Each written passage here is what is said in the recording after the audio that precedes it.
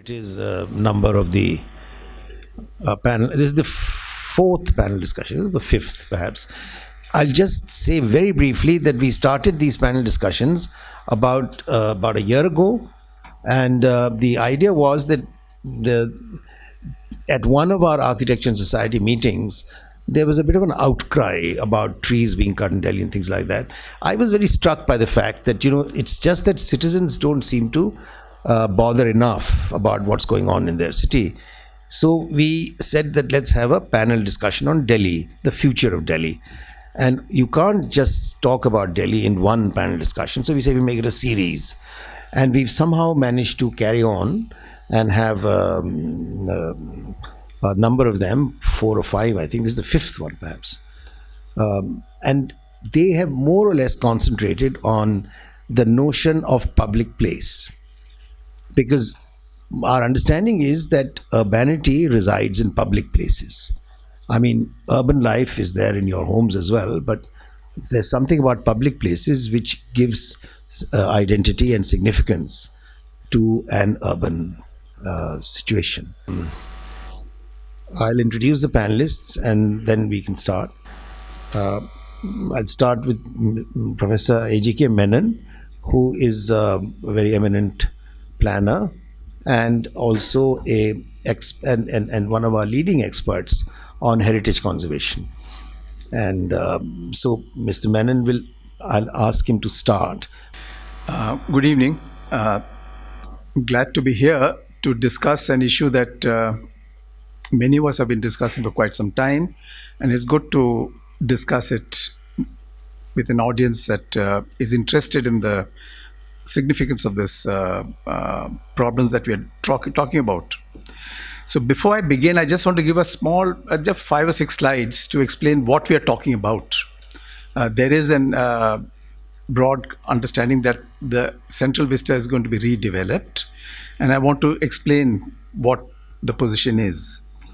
So this is, of course, the Central Vista, familiar, iconic, and quite well known.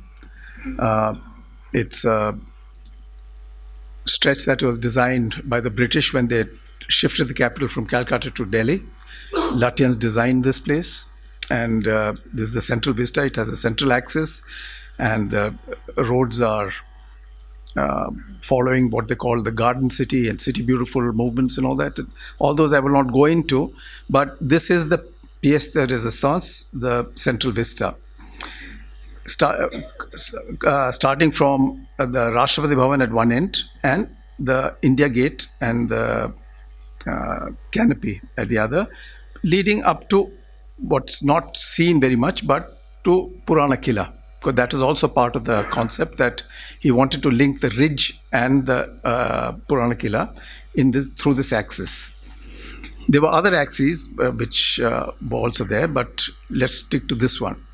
So the original plan is here. You can see, is there a point or how do I?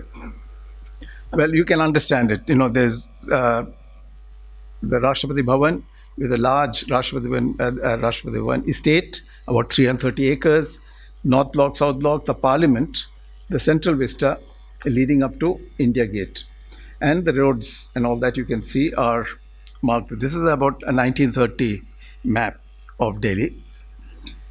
And he located the Rashtrapati Bhavan on an elevated area, obviously to give prominence to the what was then the Viceregal House, the seat of the head of the government, and today the Rashtrapati Bhavan, and the secretariats on both sides. Wonderful stories about the levels and all that between the arguments between Lutyens and Baker and all that, but we'll not go into that. The certain principles were adopted. I will again not go into much detail except to say that it was a carefully designed place. It was well thought of and well articulated, and following these principles of the Imperial City, the Garden City, and the City Beautiful movement. So there were principles, and as I said, I don't want to go into the detail because that's not the purpose of this meeting, but the central spine is the prime space that was reserved as a space for recreation for all classes. After all, this was the capital of the city, but this central vista was thought of as a public place. And today, even after the change of government, now we are a Republican government, it is still a primary public space of the city. So when we are talking about redevelopment, this aspect needs to be taken into account, because then and even now, it is supposed to be a public space for the people. This government suddenly asked for a redevelopment. Now, people like us who have been working in conservation have been talking about upgrading this place for quite some time, because it is about 90 years old. Take a simple fact that the trees are dying, the buildings are getting old. Something has to be done. Things will not remain frozen forever. So one realizes that something has to be done.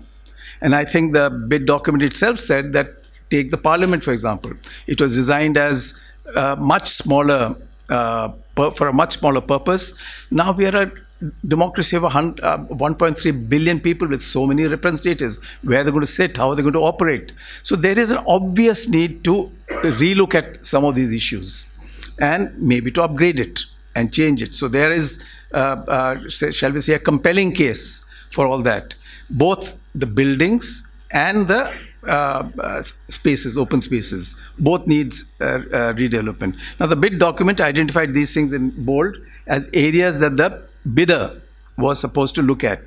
Now, again, I will not go into that part of the argument where there's been a whole lot of discussion and controversy on the process selected to work on this major space in Delhi. How do you go about it?